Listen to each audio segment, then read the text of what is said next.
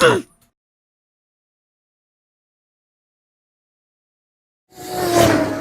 guys, YouTube technician here. Today, project is going to be working on this 2015 Cube van. So this actually hit another vehicle. Not the fault of this driver, but a Mustang decided to pass it on the highway, and guess what? The rear end snapped loose, and it does what all Mustangs do, goes sideways in front of everybody else. It did blow the airbags, and we'll watch some videos on YouTube on how to fix that. My assumption is this is going to be folded up and stuck back in there because there's nothing wrong with it. There's no rips or tears or anything seriously wrong with that. And then we'll figure out some way to glue this down. I'll maybe straighten out that emblem, or maybe not. We'll see how that goes. All depending on what YouTube has to offer, which we all know is everything.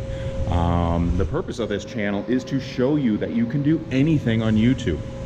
So what's the first thing we do?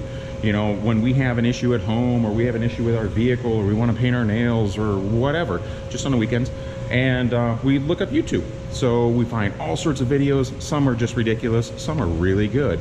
All of them make everything look easy. So I'm going to take that opportunity to show you how easy it is to fix stuff based on getting your education from YouTube. So first off, we'll be attacking this little corner that's down here, and we will be seeing, you know, what bodywork needs to be done. I heard you kind of have to massage that, so I'll get some oils, and then we're going to tackle the airbag situation. So I'm going to start doing my education, and go ahead and look up some YouTube videos. I'll be back with you. In starting the process is to unhook the battery. This will do two things. This will disarm the airbag, according to a YouTube video I just watched. And this will make sure that if there's any open wires in there and we start fumbling around, we're not blowing fuses and then tracing that and then having to watch YouTube videos on how to replace fuses. So I'm going to do the smart thing, and the very first thing I'm going to do is unhook this battery. So our battery is right here. The red one means that it's hot. The black one means that it's cold. I felt both of them. They both felt cold, so I don't know if this battery is dead or not. So we'll just go ahead and unhook that, and we got some fire in there. So that is definitely the hot one. So that is off. I don't know if it's necessary to take the cold one off. I will anyways, just because we want to be safe, especially if there was some fire in there. So I don't know if there's fire in the battery itself or if that's in the line. So, oh well. But anyways, we'll let that discharge for, it's supposed to be about 2 minutes or so. So we're gonna go ahead and wait and let that discharge before we go any further. Alrighty, we're back. The battery is discharged. We only needed to wait 2 minutes. It's been about 4.5 hours. I started looking at some YouTube videos, got stuck on some cat videos, which were funnier as shit. And then there's this lady on there that has a Samoyed dog that's about the cutest thing ever. She's Asian, and I didn't think Samoyeds were Asian, but the dog really seems to know what she's talking about, so it's actually quite amazing. But anyways, you know how those link up to other ones you get distracted. Anyways, we've let plenty enough time go through to let this system discharge. So we're gonna get down to the nuts and bolts, and I watched a YouTube video on airbag repair. No one shows how to fold it back up, but we'll figure that up. And you know what? If there isn't one out there, we'll make one. So I can definitely figure how those things get folded up and put back in there, and then we'll have a new YouTube video to show that. So I'm sure there's tons of people out there with airbags blown, driving around with the bag hanging out like that, which is annoying because I had to pull this in the shop and it was really tough to pull it in with that. So I'm going to go down to the lower cross member on radiator support, learned a new word, and I'm going to go ahead and start removing the airbag sensor. It's somewhere down there. Okay, it took me about 45 minutes, but this is the airbag sensor that is on the radiator support or cross member or whatever it is that was new that I learned. But this big piece of metal right here holds this, and this wire tells the airbag to deploy, which is another new word. And it has this weird star thing. I don't know if you can see it or if the camera will focus, but I have to go find one of those because I don't know what that is. So I will get my wrench, we'll take that out, we'll put the new sensor in, and then we can move inside. So okay, so I don't have that tool to remove the airbag sensor. It looked fine, so it wasn't damaged or cracked, so I'm going to assume that that's still functioning and that's okay, because I I could go to Harbor Freight, and I bet you they have it. The gas station up the street's got some tools. I'm sure they would have it too. So I'm gonna leave that for now. And instead, I'm gonna focus on this damage that's right here. So according to the YouTube videos that I have seen, we are supposed to massage that out to relax the metals.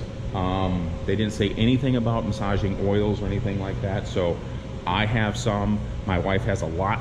She has this kind that gets really, really warm. And I think the more you rub it, the warmer it gets. So I am gonna grab some of that from underneath the bed and put that on there, because I think the heat of that oil is really gonna help massage the metals. And it's gonna relax it, and it's gonna wanna go back to the way it is, and then it will make the vehicle very happy. So we're gonna try that. Okay, so here's what I got so far. I tried to do the massaging oils down here, and that didn't really work out very well. For one thing, everything is really, really sharp in this area, and you would think the massaging oils would just glide over that and kind of help protect you when you're, you know, getting this out. So I did use my wife's massaging oil. I ran home real quick and got it. She is off at work and has no idea. Like I said, it didn't do much. I felt it getting warm. It was very, very hot.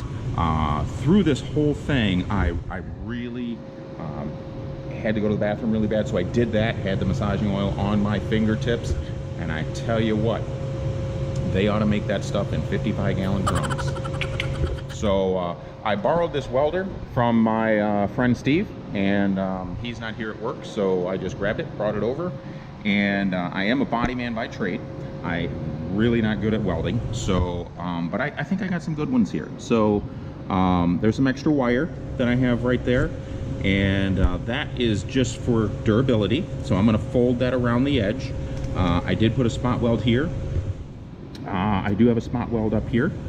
I found out later on that if you clean the paint off of here first, it definitely welds a lot better. So well, that one's not good, but that, if you can see the top of that one right there, not the bottom, but the very top, that one spot, that came out pretty good. So I think we're good. I'm gonna wipe this down, and we're gonna feather this out just a little bit. Then we'll apply some paint so that no one will ever know. So I will get to that point and get back to you. Alrighty, so I have the weld wire that was extra there tied up and moved out of the way. It's very secure. So now we get to do some painting. So I have this gun loaded up with some paint that's similar to the body. I also have my run rag.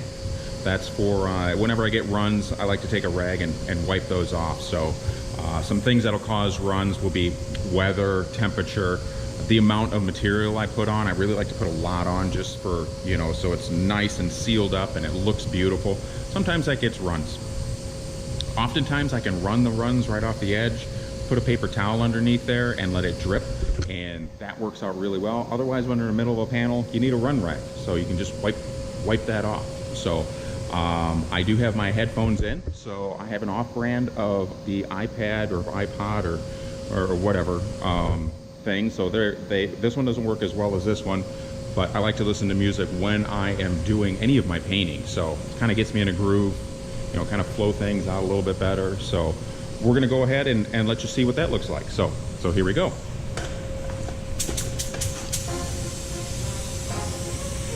Two people become one. Yep. Oh, you can see that laying out really nice. Really nice. Dude, I love this song. Two people become one. Awesome. Just wipe that off. Dude. Okay. A little more. Oh, you want really good coverage. So you have to put a lot on so that you get terrific coverage.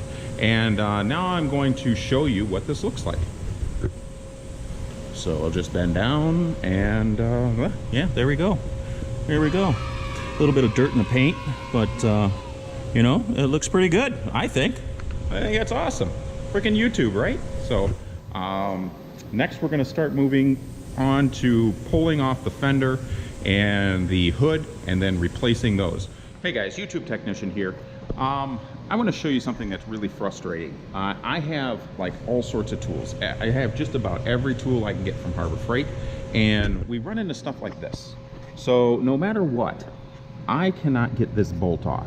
This one or this one, this one or this one. I have nothing that fits those. So it's a little ridiculous. I don't know what these manufacturers are thinking when they put bolts in like that and they just come up with their own design. So I'm gonna take an air chisel and I am just gonna air chisel that off, and I don't know, then I mean, maybe weld it back together and then try and push the bolt back in. I don't know how that thing works. So I figure if I get it in 2 halves, I'll figure out how it works.